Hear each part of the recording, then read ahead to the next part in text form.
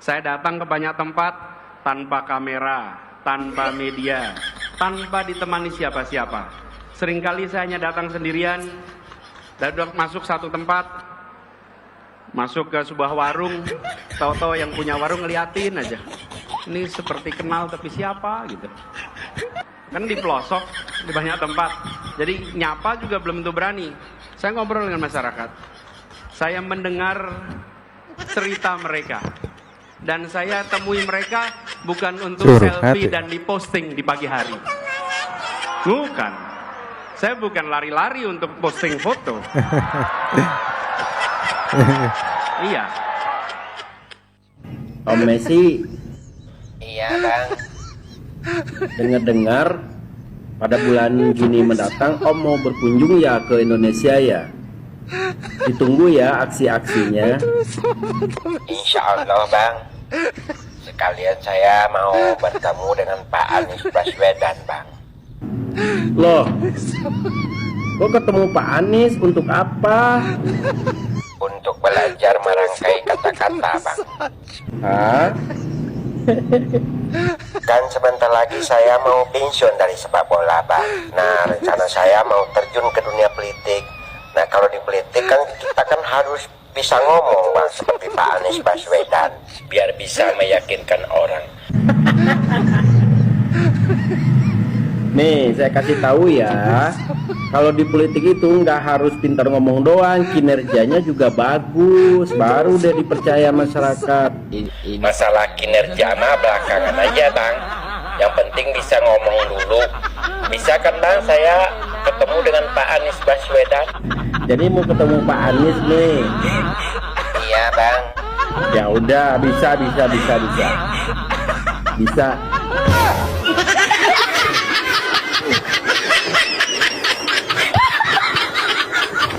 BUMN beli dari siapa? Saya tanya, beli dari siapa? Hampir semua tidak beli, hampir semua itu adalah milik perusahaan Belanda. Perusahaan Belanda dinasionalisasi, kemudian asetnya dicatat, pindah menjadi catatan milik BUMN. Sekarang pertanyaan berikutnya, Belanda beli dari siapa tanah itu? Belanda beli dari warga Betawi? Ya enggak ada lah. Dia Belanda datang ke sini dia pakai garis saja sendiri tanah itu. Ini miliknya Belanda. Khusus buat Anies Baswedan. Sejak kapan bisa sebut kalau negara Indonesia ini tanahnya milik Belanda? Kata siapa? Kok makin kesini mau nyapres makin tolol sih?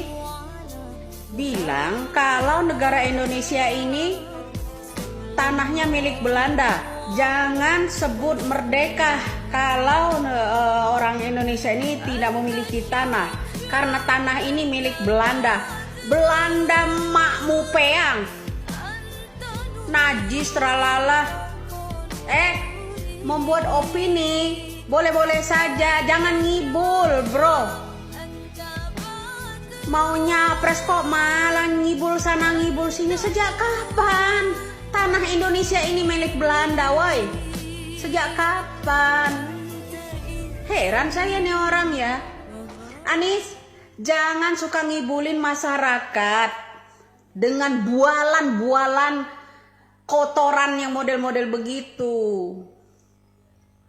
Kok sebut kalau negara Indonesia tidak memiliki tanah? Yang punya tanah yang di Indonesia ini adalah milik Belanda. Orang Belanda bukan beli dari orang Betawi. Segala macam. Aduh. Ini kok para rakyat Indonesia diem aja ya nggak mentelaah omongannya Anies yang model-model begini ya. Kenapa ya? Heran saya. Apa karena disumpel uang apa gimana? Tolong ya, kalau bikin yang namanya statement itu, jangan bilangin kalau Indonesia ini milik Belanda tanahnya. Hoi, lu tuh siapa? Ngarang-ngarang dulu lu bilang ada Partai Arab abad 30, abad 34 dan sebagainya. Sekarang bilang lagi, kalau Indonesia ini tanahnya adalah milik Belanda. Orang Indonesia itu belum merdeka karena tidak memiliki tanah itu sendiri. Coba kasih tahu sama saya deh. Kalau memang tanah air Indonesia ini miliknya Belanda, goblok sih ya. Kemarin yang namanya kota tua, kota yang bersejarah, kita ambil dari markas POC, kok malah dibalikin atas nama Batavia. Goblok sih ya. Bener goblok. Masih aja orang ini ya mencapreskan orang yang model begitu. Sejak kapan Indonesia ini tanahnya itu milik Belanda? Sejak kapan? Lo milik itunya, Belandanya. Ngawur kau tuh. Muncul dalam benak saya tentang almarhum Air Baswedan.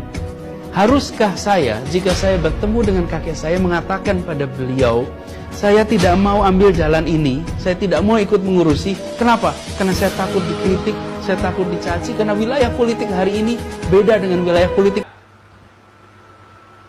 Jangan mau sejarah kita diobok-obok oleh antek-antek Belanda. Leluhur mereka itu antek-antek Belanda.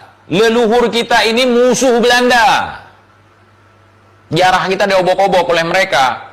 Dulu berapa kali Belanda mau ngobok-ngobok sejarah kita, akhirnya malu sendiri.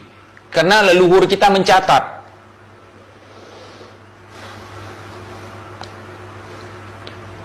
Ayo. Kampung di Jakarta mulai hari ini, insya Allah nanti 1,2 juta keluarga di Jakarta akan menerima paket makanan seminggu sekali. Jadi kirim untuk kebutuhan seminggu, kirim lagi untuk kebutuhan seminggu. Jadi setiap paket seminggu apa aja paketnya itu Pak? Paketnya saya baca bentar ya, biar gak ketukar di ininya. Jadi tentu nomor 1 beras. Jadi semuanya bahan pokoknya. Paketnya itu ada bentar, beras, kemudian daging sapi atau daging ayam, ada mie instan, ada makanan kecil kayak biskuit, terus ada minyak goreng, terus juga sabun sama masker.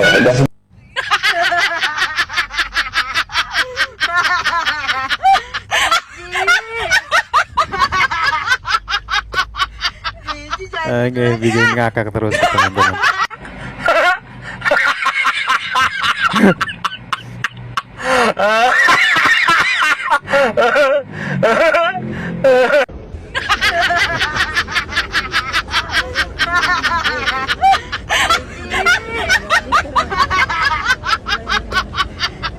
Jangan gitu lagi ah.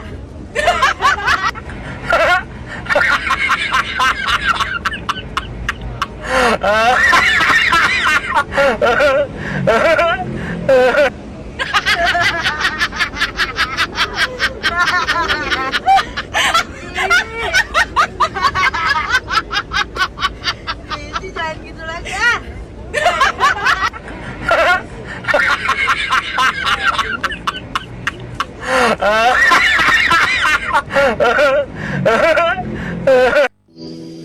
Tong lang loi Meleng nang nang Hap quay Thế là nào pula la khắp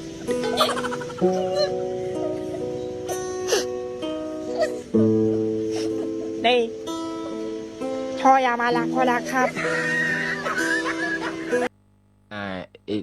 Ini parah nih.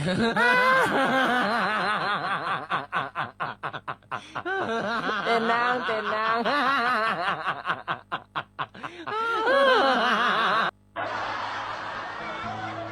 Bila tak ada janda terpaksa waria, rasanya sama, cuma tempatnya beda.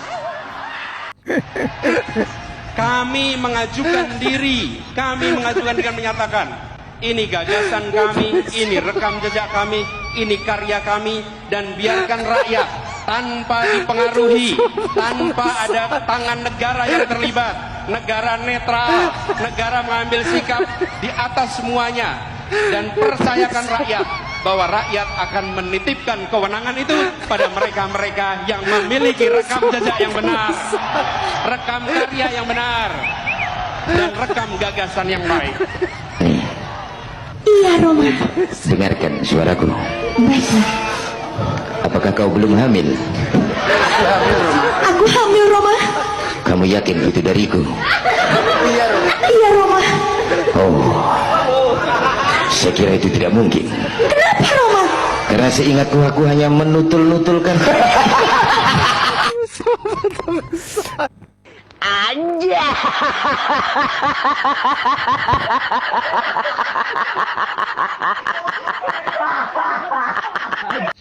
Pak Joni. Ya bang, Pak Joni kemana aja, nyaris tak terdengar. biasalah bang, kalau kita lagi kesusahan semua pada ngejauhin bang. Beda cerita sewaktu saya lagi jaya-jayanya dulu bang. Ada yang mau keliling Indonesia naik helikopter pun saya jabanin bang. Kalau sekarang gimana? Kalau sekarang jangankan manusia bang, setan pun nggak mau deket.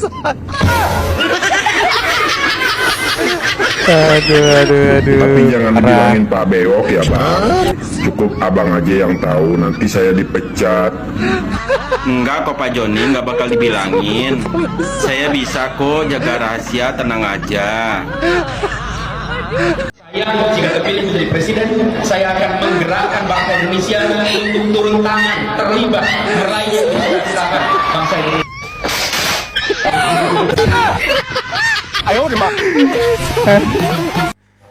Untuk kalian yang pengen perubahan, pilih Anies Baswedan. Kenapa? Halo, assalamualaikum. Bang, izin stage ya. Abang mengkritisi kenaikan harga. Bang, cabai turun sekarang bang, pusing kita. Aduh, gitulah. Jadi, abang mengusung Bapak Anies Baswedan dengan tema perubahan.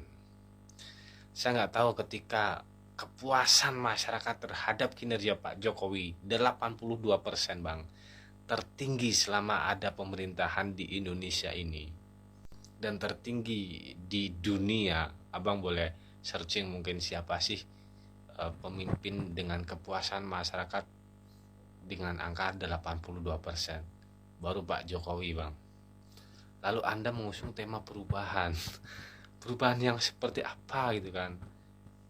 Pak Anies Baswedan sebagai antitesanya Pak Jokowi, abang anggap sebagai jawaban bagaimana menghadapi tantangan di dunia ke depan. Saya pikir Indonesia sekarang ada on the track bang, di segala lini, dari segi perekonomian, dari segi sepak bola, dari segi, saya pikir kita sudah on the track bang. Jadi tinggal melanjutkan bagaimana apa yang sudah dipondasikan oleh Pak Jokowi. Abang selalu menghitung hutang negara. Abang pernah nggak menghitung aset negara seperti apa bang sekarang di eranya Pak Jokowi? Itu yang perlu dicatat. Jadi teman-teman, selain menghitung hutang negara, yang hebat sekali Anda anak ini, kita bisa menghitung hutang negara. Teman-teman bisa nggak menghitung aset negara yang sekarang dimiliki? Itu juga penting bang. Jadi abang itu balance gitu loh, jangan jomplang gitu loh. Itu jadi saya pikir ketika tidak menyukai sebuah pemerintahan, apanya bang? Anda mengkritisi hutangnya, tapi tidak melihat apa sih manfaat dari hutang tersebut. Itu yang menjadi persoalan buat bagi saya, mohon maaf. Apakah hutang bagus, apakah hutang jelek? Tergantung bang. Kalau hutang untuk suatu hal yang konsumtif, tentu tidak bagus efeknya. Tapi ketika kita mengejar ketertinggalan, bagaimana negara lain sudah merangkak maju duluan, kita sudah tertatih-tatih. Apa yang harus diusahakan? Kita mengejar ketertinggalan yang ada. Di era Pak Jokowi, kita mengejar ketertinggalan bang, dari segala lini. Kalau abang, teman-teman abang selalu mengkritisi jalan tol, berbayar, hutang tinggi, lalu abang melihat nggak sebuah kemajuan-kemajuan yang ada dibangun di era saat ini? Makanya ketika masyarakat puas dengan angka 82%, lalu abang mengusung tema perubahan bang, Mohon maaf Bang, itu hanya laku di orang-orang yang hanya terdampak isu hutang, terdampak isu oligarki, terdampak isu Cina, isu PKI. Itu isu-isu yang selalu didengungkan, tidak lebih dari itu Bang.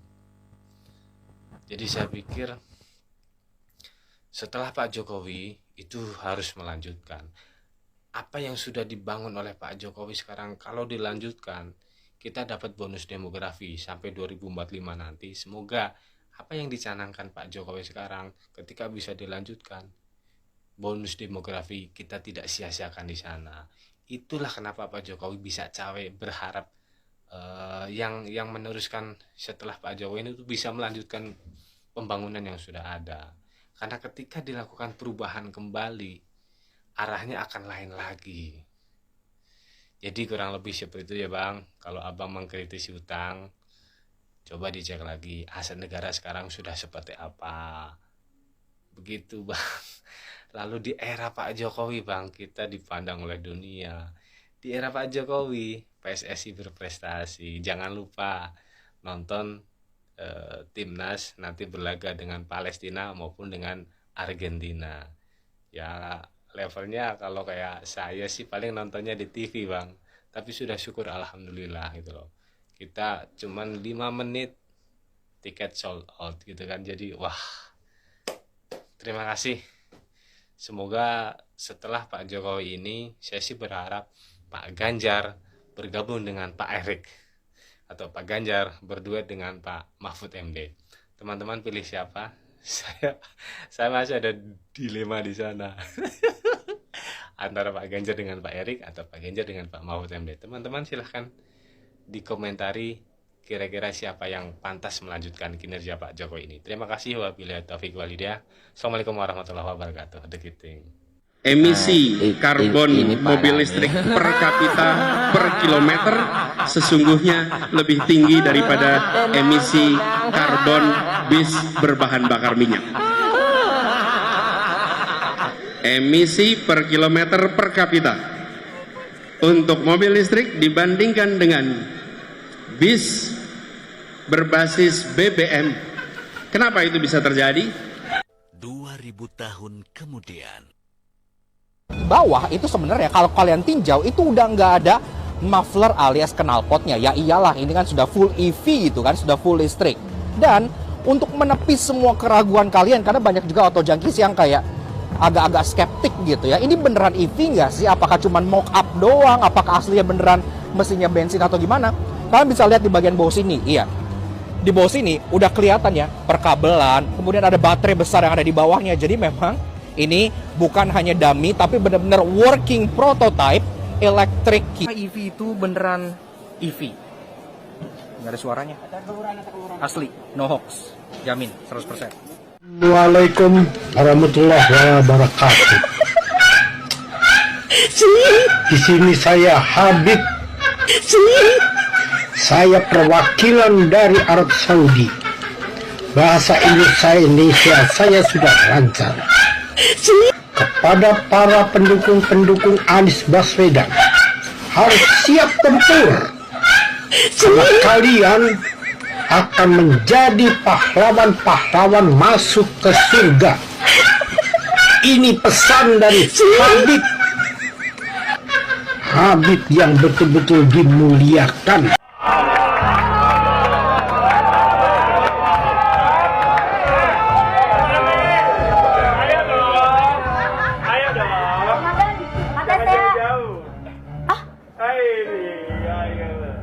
Kita kedatangan tamu luar biasa. Seorang gubernur, sosok pemimpin hebat. Tepuk tangan dong buat Pak Ahok.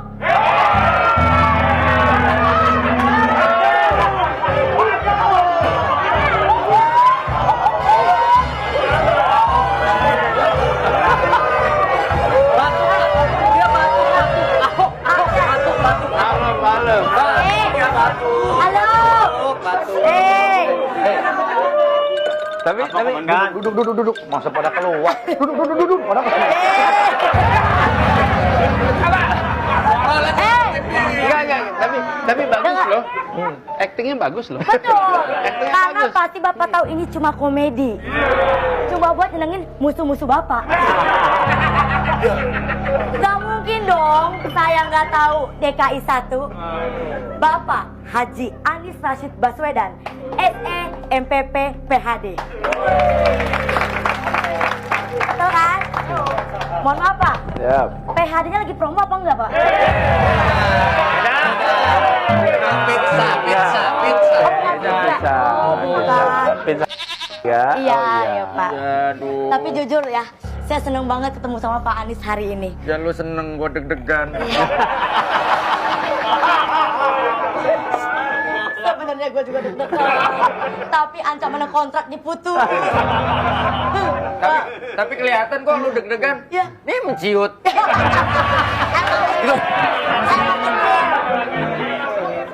Pak, tapi kalau ketemu gubernur itu nggak bisa kayak ketemu orang biasa. Nyapanya tuh beda. Kalau kita ketemu Pak Andika kan, Pak Andika, keluarga apa kabar? Biasa. Pak Wendy, anak-anak apa kabar? Terancam. Baik, alhamdulillah. Baik. Biasa. Kalau sama gubernur tuh nggak bisa biasa. Pak Anies, Formula E apa kabar?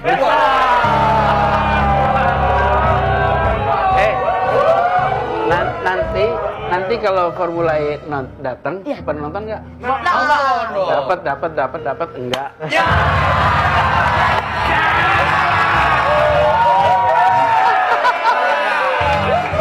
Bisa kita nggak usah lanjutin nggak roasting ini? Saya mau nonton. Ya. Biarin, mereka nggak setia. Lu nonton. Nonton. Kamu? Gue temenin. Ya Allah makasih ya. Gue temenin mereka ya. Gue dong. Lu mau nonton Formula? Apa? Formula 44.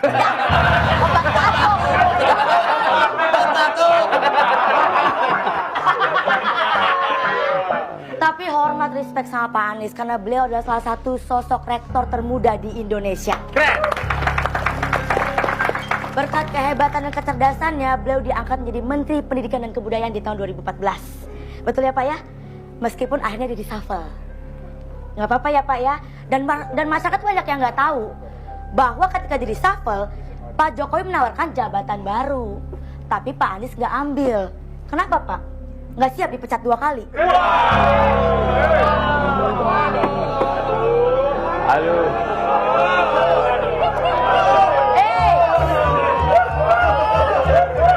Por, boleh izin nelpon anak dulu. Sebentar ya. Lu mau nelpon Usi? Iya. Gua mau ngomong sama Usi. Kenapa? Mau nitip anak-anak gua. Tapi it's okay. Tidak ada hasil yang mengkhianati proses.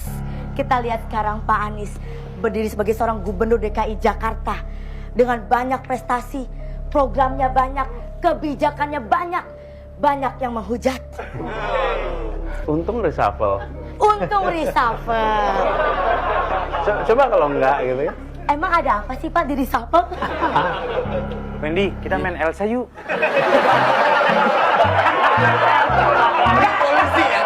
Lu polisi ya? Lu jadi apa ceritanya? Elsa. Ya udah aman. Kenapa? Gue jadi Olaf. Ini main ini. Hey. Do you wanna build a speedo?